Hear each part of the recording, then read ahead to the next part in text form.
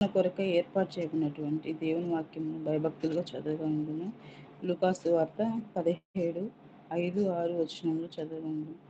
అపోస్తలులు మా విశ్వాసం వృద్ధి పొందించమని ప్రభుతో చెప్పగా, ప్రభు మీరు ఆవగింజంత విశ్వాసము గలవారైతే ఈ కంబిళ చెట్టును చూచి నీవు వేళ్లతో కూడా పెళ్లగింపబడి సముద్రంలో నాటబడమని చెప్పినప్పుడు అది మీకు లోబడును.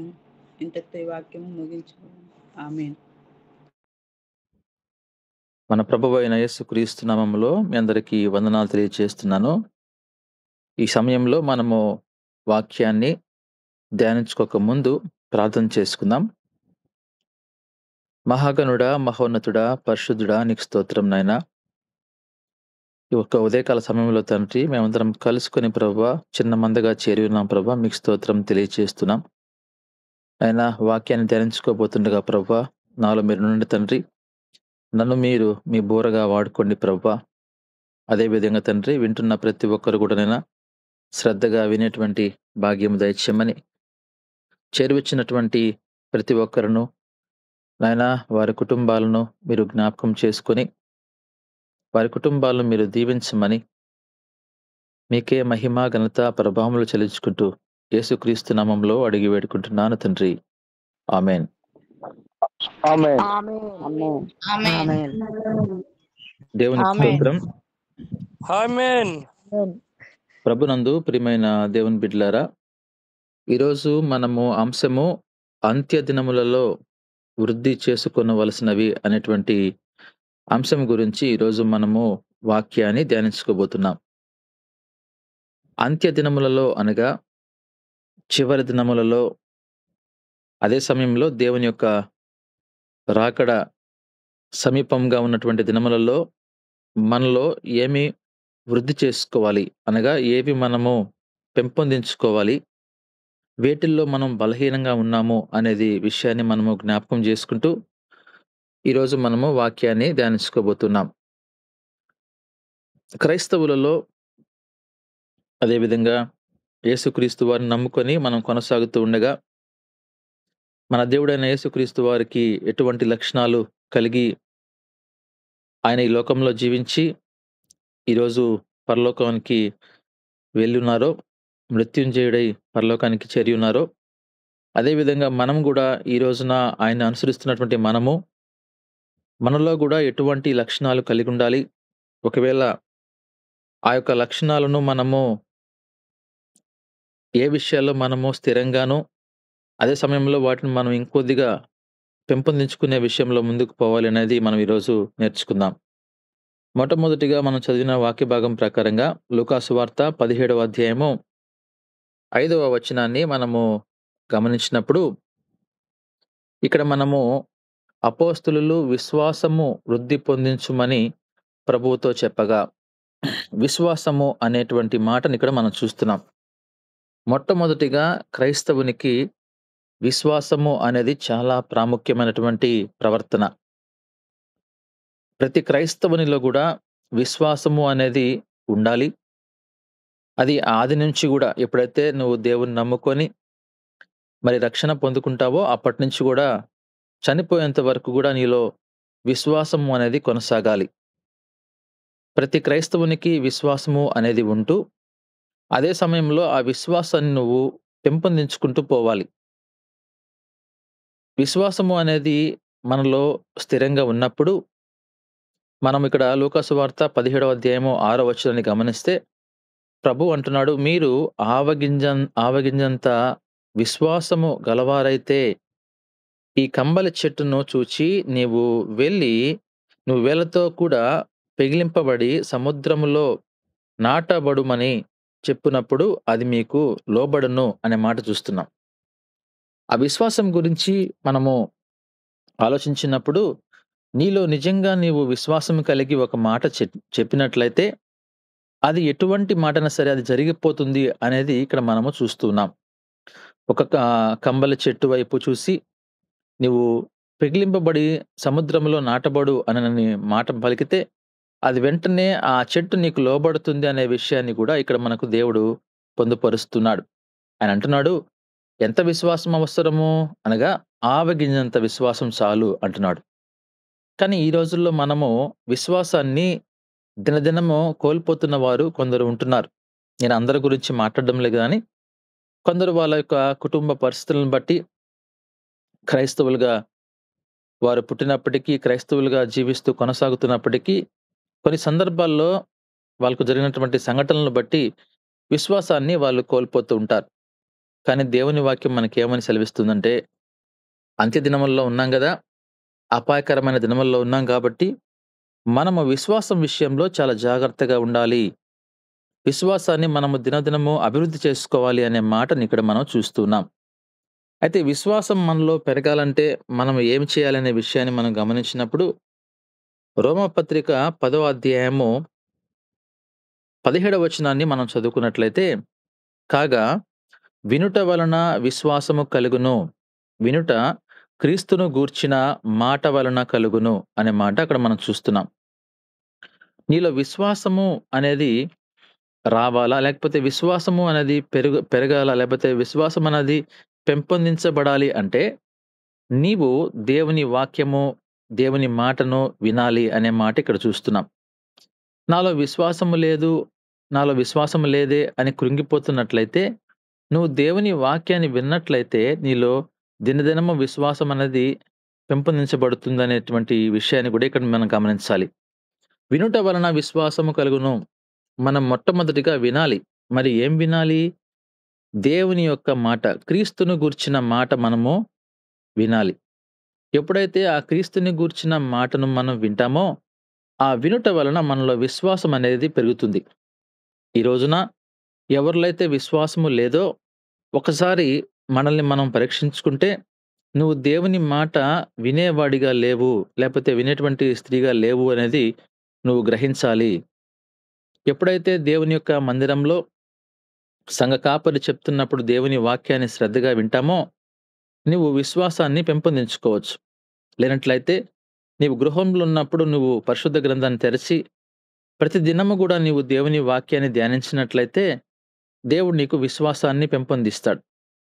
కనుక ఒకవేళ నీలో విశ్వాసము, నమ్మకము లేనట్లయితే దానికి కారణము నువ్వు దేవుని వాక్యాన్ని చదవట్లేదు అనే విషయాన్ని ఇక్కడ మనం తెలుసుకోవాలి.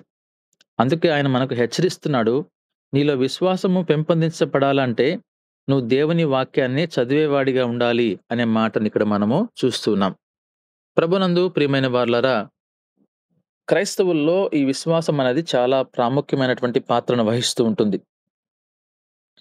దేవునిలో నువ్వు ఎదగాలి, ఆత్మీయంగా ఎదగాలి అంటే మొట్టమొదటిగా నీలో విశ్వాసము అనేటువంటి విత్తనము వేయబడాలి. ఆ విత్తనము మొట్టమొదటిగా అది చిన్న మొక్కగా ఉండి, నువ్వు పెరుగుతున్నటువంటి సమయంలో ఆ మొక్క కాస్త చెట్టుగా మార్చబడినప్పుడు మాత్రమే నువ్వు ఆత్మీయ జీవితంలో ఎదుగుతూ నువ్వు దేవునికి దగ్గరవుతావు అనే విషయాన్ని కూడా నువ్వు గ్రహించాలని ప్రభువు నామంలో మీకు మనవి చేస్తున్నాను. అదేవిధంగా మరొక వాక్య భాగాన్ని మనం చూద్దాము. 1 తెస్సలోనికీయులకు రాసినటువంటి పత్రికలో 3వ అధ్యాయము 13వ వచనంలో మరొక వాక్య భాగాన్ని మనం గమనిద్దాం.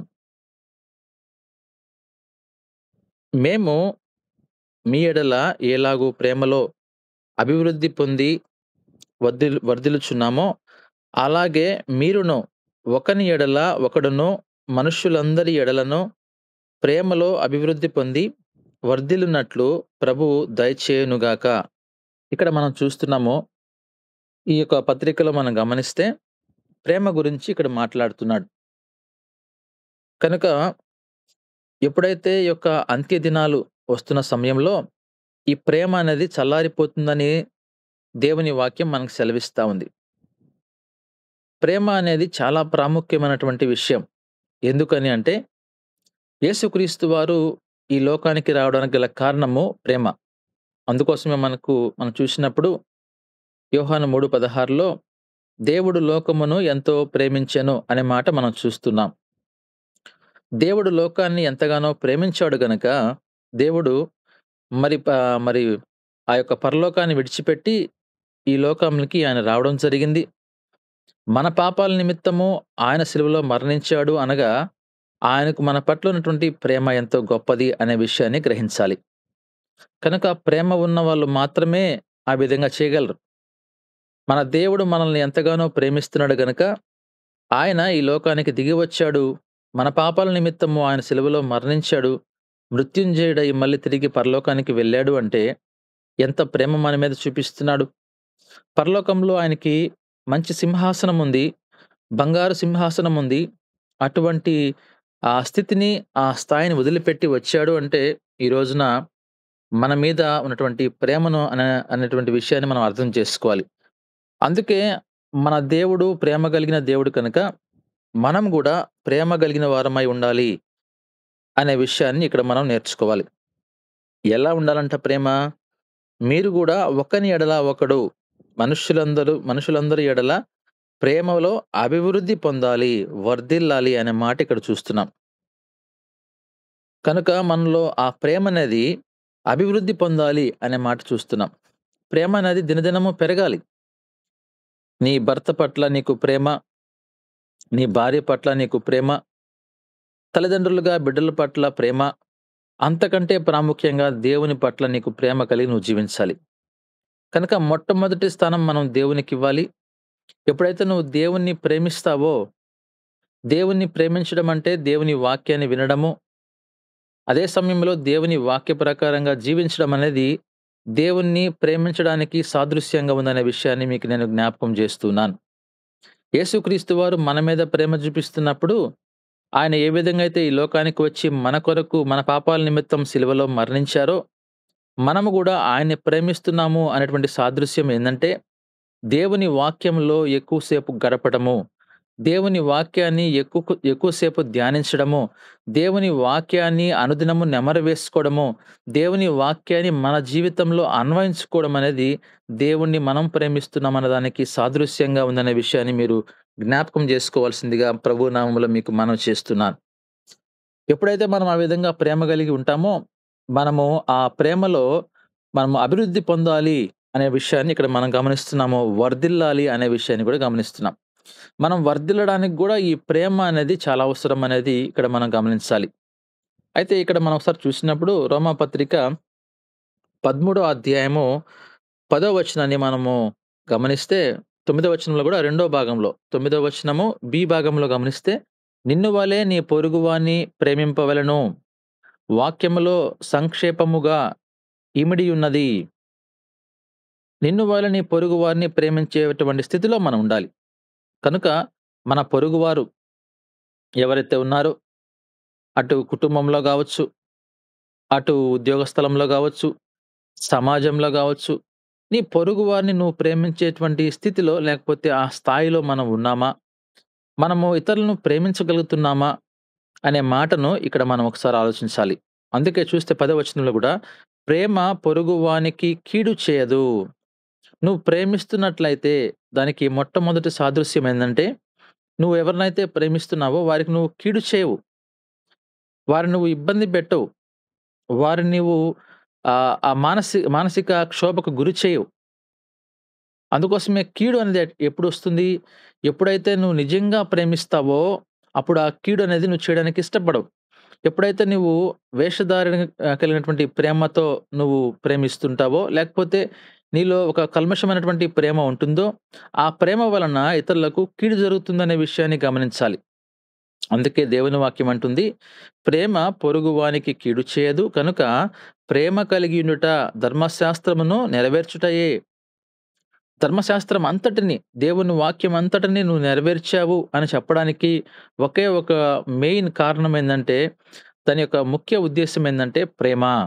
ఎప్పుడైతే నీలో ప్రేమ అనేది ఇమిడి ఉంటుందో, ఎప్పుడైతే నీలో ప్రేమ అనేది కొనసాగుతూ ఉంటుందో, నువ్వు దేవుని వాక్యాన్ని నువ్వు దాన్ని నెరవేర్చినట్టుగా నువ్వు అవుతావని దేవుని వాక్యం సెలవిస్తా ఉంది. గమనించండి, దేవుడు యేసుక్రీస్తు వారు ఈ లోకానికి రాగలిగిన కారణం ఏంది? ప్రేమే గనుక ఆ ప్రేమను గూడా మనము గూడా కలిగి ఉండాలనేది ఈ యొక్క వాక్యం యొక్క అర్థము అనేది మీరు తెలుసుకోవాలి. కనుక ప్రభునందు ప్రియమైన దేవుని బిడ్డలారా, ప్రేమ అనేది మన జీవితంలో చివరి వరకు కొనసాగాలి. ఎందుకంటే ఎప్పుడైతే అంత్య దినంలోకి మనం వస్తూ ఉన్నామో ప్రేమ చల్లారిపోతుంది. తల్లి బిడ్డల మధ్య ప్రేమ ఉండదు. అదేవిధంగా భార్యాభర్తల మధ్య ప్రేమ చల్లారిపోతుంది. పొరుగువారి మీద ప్రేమ చల్లారిపోతుందని దేవుని వాక్యం సెలవిస్తుంది గనుక మనం జాగ్రత్తగా ఉండాలి. సాతానుకి తావు లేకుండా మనము ఒకరినొకరు ప్రేమించుకునే విధంగా మన కుటుంబాన్ని ప్రాముఖ్యంగా మనం చేయాల్సినటువంటి మొట్టమొదటి స్టెప్ ఏందంటే దేవుణ్ణి ప్రేమించాలి. మనం చూస్తే రెండవదిగా కుటుంబాన్ని ప్రేమించాలి. దేవుడు నీకేమైతే కుటుంబాన్నిచ్చాడో మొట్టమొదటిగా నీ భర్త పట్ల ప్రేమ, గౌరవము, అదేవిధంగా నీ భార్య పట్ల ప్రేమ, గౌరవము, నీ కుటుంబం పట్ల, నీ పిల్లల పట్ల ప్రేమ, అనురాగము కలిగి జీవించినప్పుడు నీ కుటుంబాన్ని కట్టుకొని నీ కుటుంబ జీవితంలో నువ్వు అభివృద్ధి పొందుతావనే విషయాన్ని గమనించాలి. కనుక ప్రేమ లేకపోతే ఏమవుతుందంటే కుటుంబాల్లో కలహాలొస్తాయి. ఎప్పుడైతే మనలో ప్రేమ ఉండదో కుటుంబం అనేది విచ్ఛిన్నమైపోతుంది. కనుక ఎప్పుడైతే మనలో ప్రేమ ఉండదో మన కుటుంబం అనేది ఇతరులకు నవ్వుల పాలైపోతుందనే విషయాన్ని గూడా నేను మీకు గుర్తు చేస్తూ ఉన్నాను. కనుక ప్రభునందు ప్రియమైనటువంటి దేవుని బిడ్డలారా, ప్రేమకు ఇక్కడ చాలా ప్రాముఖ్యత దేవుడిస్తున్నాడు. ఎందుకంటే మన దేవుడు యేసుక్రీస్తు వారు ప్రేమ స్వరూపి గనుక మనలో గూడా తన బిడ్డల్లో మనందరిలో గూడా ప్రేమ ఉండాలి అనేది ఆయన యొక్క ఉద్దేశ్యం. ఈరోజు మనందరం గూడా ప్రేమ కలిగి ఉండాలి అనే విషయాన్ని ఇక్కడ మనం నేర్చుకుంటున్నాం. అదే సమయంలో మనము ప్రేమ గూడా మనలో ప్రతి దినము అది అభివృద్ధి చెందాలి. కనుక మన ప్రేమను మనం ఒకసారి పరిశీలించుకున్నట్లయితే, ఆ ప్రేమ అనేది చల్లారిపోతుందా? లేకపోతే అభివృద్ధి చెందుతూ ఉందా? దినదినాభివృద్ధి చెందుతుందా లేదా అనేది నువ్వు గమనించుకుంటూ, దేవుని వాక్యం ద్వారా నువ్వు ఆ ప్రేమను మీరు కొనసాగుతూ ముందుకు పోవాలని ప్రభు నామములో మీకు మనవి చేస్తున్నాను. అదే విధంగా మరొక వాక్య భాగాన్ని మనం గమనించినప్పుడు, అంత్య దినములలో మనము ఏమి వృద్ధి చేసుకోవాలంటే, మొదటి కొరింథీ పత్రిక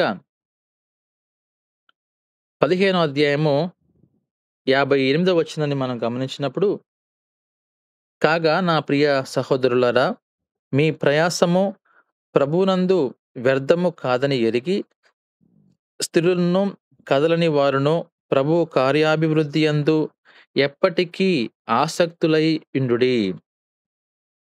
కనుక ప్రభు కార్యము నందు మనము ఆసక్తిగా ఉండాలి. మరి దేవుని కార్యాలు మనము చేయాలి. ఎప్పుడైతే మనము ఈ యొక్క అంత్య దినాల్లో ఉంటున్నామో, దేవుని మీద మనకు ప్రేమ తగ్గినప్పుడు దేవుని కార్యాలు మనం చేయలేం.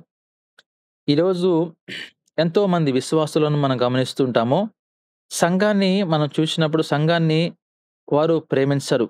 మందిరానికి ఆదివారం వచ్చి మరొక ఆదివారం మళ్ళీ తిరిగి వస్తారు గానీ, ఈ మధ్యలో మన మందిరము స్థితి ఎలా ఉంది? లేపోతే మన సంఘ కాపరి పరిస్థితి ఎలా ఉంది? అనేది మనము ఆలోచించుకునేటువంటి స్థాయిలో లేము అంటే దానికి కారణము నీకున్నటువంటి నిర్లక్ష్యము, లేకపోతే ప్రభు కార్యము పట్ల నీకున్నటువంటి ఆ యొక్క ఆసక్తి లేకుండా ఉండడము అనేది నువ్వు గమనించాలి. కనుక దేవుని వాక్యం మనకు ఏమని సెలవిస్తుందంటే, నా ప్రియ సహోదరులారా, మీ ప్రయాసము ప్రభువునందు వ్యర్థము కాదని ఎరిగి స్థిరులుగా ఉండాలి, కదలని వారుగా ఉంటూ ప్రభు కార్యమందు నీకు ఎప్పుడు కూడా ఆసక్తి ఉండాలి అనే మాట ఇక్కడ చూస్తున్నాం. దేవుని కార్యము ఏమున్నాయి? ఈ రోజున మనం చూసినప్పుడు మనము ప్రతి ఆదివారం సువార్తకి వెళ్తున్నాం. మరి కొందరు వస్తున్నారు, మరి కొందరు రాలేకపోతున్నారు. వచ్చిన వారందరూ కూడా మరి దేవుని వాక్యాన్ని వింటూ ఆ గ్రామంలో, లేకపోతే ఆ గ్రామం కొరకు నువ్వేం చేస్తున్నావు? ఆ సువార్తలో మనం పాల్గొంటున్నాం మంచిదే. ఏదో నామకార్థకంగా పాల్గొంటున్నామా? లేకపోతే ఆ పాల్గొంటున్నటువంటి కొద్ది సమయంలో ఎప్పుడైతే ఆ గ్రామంలోకి మనం అడుగు పెట్టామో వెంటనే ఆ గ్రామం పేరు పెట్టి నీ మనసులో ప్రార్థన చేస్తున్నావా? ఆ గ్రామ ప్రజల గురించి నువ్వు ప్రార్థన చేస్తున్నావా? ఏదో హడావుడిగా ఉంటున్నావా? ఒకసారి ఆలోచించుకోవాలి. కనుక మనం ఎప్పుడైతే ఒక ప్రాంతానికి సువార్తకు అడుగుపెట్టామో వెంటనే నీవు కళ్ళు మూసుకొని దేవునికి విజ్ఞాపన చేయాలి, దేవునికి ప్రార్థన చేయాలి. అయ్యా, ఈ గ్రామాన్ని నువ్వు దీవించు నాయనా. ఈరోజు మేమందరం కూడా ఇక్కడ అడుగు పెట్టాం. ఈ గ్రామంలో ఉన్న ప్రతి అంధకార శక్తులను నీవు విడుదల చేయాలి, ప్రతి కుటుంబాన్ని మీరు దీవించాలి, మేము చెప్పబోతున్న సువార్తను ప్రతి ఒక్కరు వినాలి అనేటువంటి విషయాన్ని ప్రతి విశ్వాసి కూడా అక్కడ ప్రార్థన చేయాలి. ఈ రోజున మనము కార్య అభివృద్ధి చేస్తున్నామా? మనం దేవుని ప్రేమ పట్ల దేవుణ్ణి మనం ప్రేమించినట్లయితే ఆయన సువార్త విషయంలో నీ యొక్క పాత్ర ఏంటి? నువ్వు అక్కడికి వచ్చిన తర్వాత ఏదో పాట పాడితే సరిపోతుంది అనుకుంటున్నావా? కాదండి.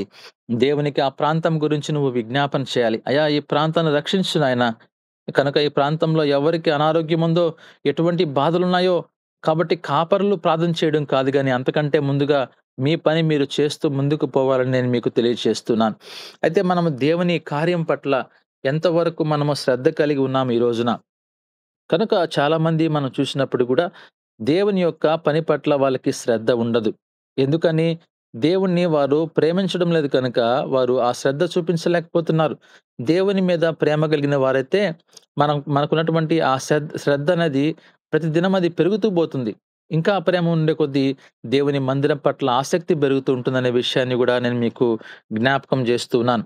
ఇక్కడ మనం ఒక విషయాన్ని గమనించినట్లయితే ఈ యొక్క దేవుని యొక్క కార్యం పట్ల అనేటువంటి విషయాన్ని మనం గమనించినప్పుడు ఉదయకాల సమయంలో గూడా మనం ప్రతిరోజు 5-6 వరకు కూడా ఈ యొక్క ప్రేయర్ జరుపుతూ ఉన్నాం.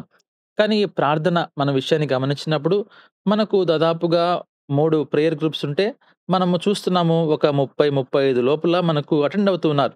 కానీ మిగిలిన వారు ఏమవుతున్నారు అనే విషయాన్ని గమనిస్తే దేవుని యొక్క పని పట్ల వాళ్ళకి ఆసక్తి లేదేమో అనే విషయాన్ని జ్ఞాపకం జేసుకోవాలి. కనుక మనం ఎప్పుడు గూడా దేవుని యొక్క ఆ యొక్క పని పట్ల ఆసక్తి ఉన్నప్పుడు మనము దేవుని యొక్క సన్నిధిలో గడపాలనేటువంటి ఒక ఆశతోటి మనము ఉదయాన్నే మనం వస్తాము అనేది గూడా మీరు జ్ఞాపకం జేసుకోవాలి. ఎప్పుడైతే మనం ఈ విధంగా ఆసక్తిగా ప్రతిరోజు గూడా వాక్యాన్ని వింటూ ప్రార్థన చేసుకుంటూ ఉంటామో, మనకు దేవుని పట్ల ప్రేమ, దేవుని యొక్క పని పట్ల శ్రద్ధ వస్తుందనే విషయాన్ని గూడా మనము గమనించాలని మీకు తెలియజేస్తున్నాను ప్రభునందు ప్రియమైన దేవుని బిడ్డలారా. అందుకే దేవుని వాక్యాన్ని మనం గమనించినప్పుడు 1 కొరింథీ పత్రిక 15:58లో దేవుని యొక్క కార్యాభివృద్ధి యందు ఎప్పటికప్పుడు ఆసక్తిగా మనం ఉండాలి. ఆసక్తి అనేది చాలా ప్రాముఖ్యమైంది. కనుక ఏదో మనము వచ్చాము గదా అన్నట్టుగా ఉండకుండా, మనము అటెండ్ అయిన తర్వాత మనము ఏ ఆసక్తి చూపిస్తున్నాం, ఏ పనిని నువ్వు చేయడానికి శ్రద్ధగా చూపిస్తున్నావు అనే విషయాన్ని గూడా మనం ఆలోచించుకోవాలని ఈ సమయంలో నేను మీకు తెలియజేస్తున్నాను. అదే విధంగా మరొక వాక్య భాగాన్ని మనం గమనించినప్పుడు సామెతల గ్రంథము 9వ అధ్యాయము 9వ వచనాన్ని మనం గమనిద్దాం. జ్ఞానము గలవానికి ఉపదేశము చేయగా వాడు మరింత జ్ఞానమునందును, నీతి గలవానికి బోధ చేయగా వాడు జ్ఞానాభివృద్ధి నందును. యెహోవాయందు భయభక్తులు కలిగి ఉండుటయే జ్ఞానమునకు మూలము, పరిశుద్ధ దేవుని గూర్చిన తెలివియే వివేచనకు ఆధారము అనే మాట ఇక్కడ మనం చూస్తున్నాం. ఇక్కడ మనం ఏం తెలుసుకోవాలంటే అంత్య దినములలో మనము జ్ఞానము కలిగి ఉండాలి. ఈరోజు మన కుటుంబాన్ని కట్టుకోవాలన్నా, లేకపోతే మన కుటుంబాన్ని ముందుకి కొనసాగింప చేయాలన్నా, అదే సమయంలో దేవుని యొక్క ఒక మందిరం విషయంలో గూడా మనము ముందుకి మంచిగా కొనసాగాలన్నా, దేవుని పనుల్లో మనం ముందుకి కొనసాగాలన్నా, మన ఉద్యోగంలో గూడా జాగ్రత్తగా మనం ఉద్యోగం చేసుకోవాలన్నా మనకు జ్ఞానం అవసరం. ఎందుకంటే జ్ఞానం అనేది మనకు లేకపోతే మనము ఎక్కడో దగ్గర మనము ఫెయిల్ అయిపోతాం. కనుక జ్ఞానముతో మనము దేవుని పరిచర్య చేయాలి. అందుకే ఆయన అంటున్నాడు, జ్ఞానము గల వానికి ఉపదేశము చేయగా వారు మరింత జ్ఞానము పొందును. మరి జ్ఞానం ఎలా వస్తుంది? దేవుని వాక్యాన్ని చదవడం వల్ల మనకు జ్ఞానం వస్తుంది. ఇక్కడ మనం గమనించినట్లయితే దేవుని యందు భయభక్తులు కలిగి ఉండుటయే జ్ఞానానికి మూలము అంటున్నాడు. మనము దేవుని యెడల భయము, భక్తి మనలో ఉన్నప్పుడు మనము జ్ఞానం సంపాదించుకోవచ్చు. అది ఎలా వస్తుంది? ఎప్పుడైతే నీకు దేవుని యందలి భయభక్తులు ఉంటాయో, ఆ సమయంలో నువ్వు దేవుని వాక్యాన్ని తీసి చదువుతావు. దేవుని వాక్యమే నీకు జ్ఞానాన్ని పెంపొందింపజేస్తుంది. దేవుని యొక్క పరిశుద్ధ గ్రంథంలో మనకు ఎంతో జ్ఞానం ఉంది. ఈ రోజున మనం చూసినప్పుడు మన పూర్వీకులు ఎవరైతే ఈ రోజున రకరకాల వస్తువులు కనుక్కున్నారో, వాళ్ళందరూ గూడా దేవుని వాక్యాన్ని చదివిన వారే. ఈ రోజున ఎవరైతే ఎంతో జ్ఞానము కలిగి ఈ రోజున రకరకాల పుస్తకాలు రాశారో, మనం చూసినప్పుడు వాళ్ళ చరిత్ర గమనించినప్పుడు వాళ్ళు చదివినటువంటి వాక్యము ఆ రోజున పరిశుద్ధ గ్రంథమే. దేవుని యొక్క వాక్యము అంత జ్ఞానాన్ని మనకిస్తుంది. కనుక ప్రతిరోజు తప్పనిసరిగా మనము దేవుని వాక్యాన్ని చదవాలి. దేవుని వాక్యాన్ని మనం చదివినప్పుడు దేవుడు మనకు జ్ఞానం ఇస్తాడు. అంతకంటే ముందుగా నీలో ఏముండాలి? దేవుడంటే భయము, భక్తి మనలో ఉన్నప్పుడు దేవుని వాక్యాన్ని చదవాలా అనేటువంటి ఒక మంచి ఆలోచన దేవుడు నీకు ఇస్తాడు. ఎప్పుడైతే నువ్వు దేవుని వాక్యము ప్రతిదినము నువ్వు పట్టుదలతో చదువుకుంటావో, దేవుడు నీకు ఎలా నడచాలనో, లేకపోతే ఎలా నీ కుటుంబాన్ని నడిపించుకోవాలనో ఒక మార్గాన్ని నీకు ఆయన చూపిస్తాడు. అందుకే ఆయన అంటాడు గదా, దేవుని వాక్యము నా పాదములకు దీపము, నా త్రోవకు వెలుగై ఉన్నది. కనుక మన త్రోవకు వెలుగుగా ఉండాలి. దేవుని వాక్యం మనం చదివినప్పుడు దేవుని వాక్యం మనకు ఒక మార్గాన్ని చూపిస్తుంది. ఒక తలంపు మనకిస్తుంది. ఇలా వెళ్ళు, నీ యొక్క మార్గం బాగుంటుందనేటువంటి ఒక ఆలోచన దేవుడు నీకు కలుగజేస్తాడని నేను మీకు తెలియజేస్తున్నాను. ఎఫెసీ పత్రిక 5:15లో కూడా ఇదే మాటను మనం చూస్తాం. ఎఫెసీ పత్రిక 5:15లో కూడా దినములు చెడ్డవి గనక మీరు సమయమును పోనీయక సద్వినియోగము చేసుకొనుచు అజ్ఞానుల వలె కాక జ్ఞానుల వలె నడుచుకున్నట్లు జాగ్రత్తగా చూచుకొనుడి. దినములు బాగలేవు ఈ రోజున. దినములు చెడ్డవిగా ఉన్నాయి. సాతాను ఎవరిని మృంగుదామా అని చూస్తా ఉంది. ఇటువంటి దినాల్లో మనం ఉన్నాం. కనుక మనము సమయం అనేది జాగ్రత్తగా మనము పోనివ్వకూడదు. కనుక ఏ సమయంలో మనం ఏది చేయాలో అది చేయాలా. ఎందుకంటే ఈ రోజున మనం చూసినప్పుడు కొందరు ఉదయకాల సమయంలో నిద్రలేయడానికి ఇష్టపడరు. చాలా ఆలస్యంగా లేస్తారు. ఎందు నిమిత్తము? కారణమేంటి? వాళ్ళు నిద్రమత్తులైపోయి ఉన్నారు. కనుక గమనించండి, దినములు చెడ్డవిగా ఉన్నాయి. మనకు ఎప్పుడు గూడా తిందామా, సుఖిద్దామనేటువంటి ఆలోచనతో మనము సాతాను మనకు కలిగిస్తూ ఉంటుంది. కనుక తినడము, సుఖించడం అనేది కాదండి. ఎప్పుడు గూడా మనం మెలకువగా ఉండాలి. ఆయన అంటున్నాడు, అజ్ఞానుల వలె కాక జ్ఞానుల వలె నడుచుకోండి. కాబట్టి జాగ్రత్తగా చూసుకోండి నీ ప్రవర్తన అనేటువంటి మాటను ఇక్కడ మనకు తెలియజేస్తున్నాడు. మనం జాగ్రత్తగా చూసుకోవాలంటే, నడుచుకోవాలంటే ఏం చేయాలా?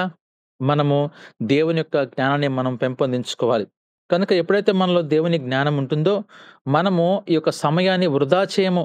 సమయాన్ని సద్వినియోగం చేసుకుంటాం. ఎప్పుడైతే మనం సమయాన్ని సద్వినియోగం చేసుకుంటామో, మన కుటుంబాన్ని కట్టుకుంటామో, మన కుటుంబంలో మన బిడ్డల్ని మనము మంచిగా దేవునిలో పెంచుతాం. అందుకే మనం ప్రార్థన చేస్తూ ఉంటాం. అయ్యా! నా బిడ్డలు దేవుని వాక్యమందు ఎదగాలి, దేవుని దయందు ఎదగాలన్న మాట ప్రార్థన చేస్తాం గానీ, వారిని మనము ఎంత సమయము వారికి దేవుని వాక్యాన్ని బోధిస్తున్నాం, ఎంత సమయం వారిని దేవునిలో పెంచుతున్నామనే విషయాన్ని గూడా ఒకసారి మనం ఆలోచించుకోవాలని నేను మీకు ప్రేమతో తెలియజేస్తున్నా. ఎఫెసీ పత్రిక 5వ అధ్యాయము ఈ 15వ వచనం, 16వ వచనంలో మనం చూసిన ప్రకారంగా, మనము ఈ సామెతల్లో మనం చూసిన ప్రకారంగా ఈ 2 మనం గమనించినట్లయితే జ్ఞానము అనేది ప్రతి వ్యక్తిలో ఉండాలి. అది ఎటువంటి జ్ఞానం ఉండాలి? దేవుని యొక్క జ్ఞానము మనలో ఉండాలి. దేవుని యొక్క జ్ఞానము మనలో లేనప్పుడు ఈ లోక జ్ఞానము కంటే గూడా దేవుని జ్ఞానము చాలా అవసరము. ఎందుకంటే దేవుని దృష్టిలో ఈ లోక జ్ఞానం అనేది ఆయన దృష్టిలో ఆయన ఈ వెర్రితనం అనే మాటను మనం చూస్తున్నాం. కనుక ఇక్కడ మనకు 2 జ్ఞానాలున్నాయి. దేవుని జ్ఞానము, అదేవిధంగా లోక జ్ఞానము. మనం ఈ రోజున ఏ జ్ఞానం కలిగి మనం జీవిస్తున్నాము అనేది విషయాన్ని గూడా మనం ఒకసారి ఆలోచించుకోవాలి. కొందరికి లోక జ్ఞానం ఉంటుంది గానీ, కొందరిలో దేవుని జ్ఞానం ఉండదు. కనుక మనము దేవుని జ్ఞానం సంపాదించుకున్నప్పుడు దేవుడే మనకు లోక జ్ఞానాన్ని తెలియజేస్తాడు. లోకంలో ఏ విధంగా జీవించాలో గూడా మనకాయన తెలియచేస్తాడనే విషయాన్ని నేను మీకు జ్ఞాపకం చేస్తున్నాను. చివరిగా నేను ఒక మాట చదివి ముగిస్తాను.